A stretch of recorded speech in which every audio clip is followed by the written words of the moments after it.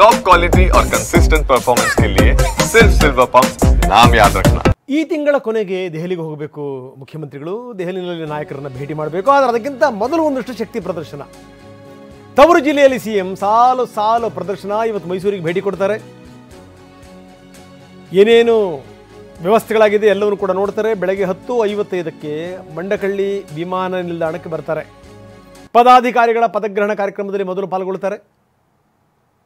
10:55ರಿಂದ ಅವರ ಕಾರ್ಯಕ್ರಮಗಳು ಶುರುವಾಗ್ತವೆ. ವಿಮಾನ ನಿಲ್ದಾಣಕ್ಕೆ ಬರೋದು 10:55ಕ್ಕೆ, ಪದಾಧಿಕಾರಿಗಳ ಪದಗ್ರಹಣ ಕಾರ್ಯಕ್ರಮದಲ್ಲಿ ಸಿಎಂ ಪಾಲ್ಗೊಳ್ಳೋದು.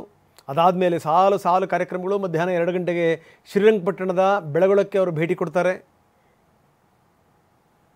ಇವತ್ತು ಇಡೀ ದಿನ ಮುಖ್ಯಮಂತ್ರಿಗಳು ಬ್ಯುಸಿ.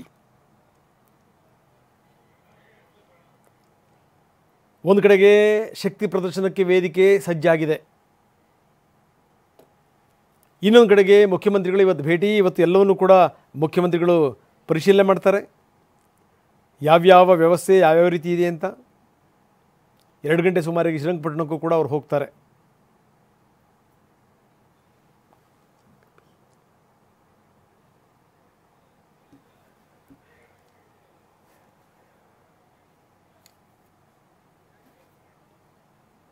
ಇದು ಸಂಗತಿ.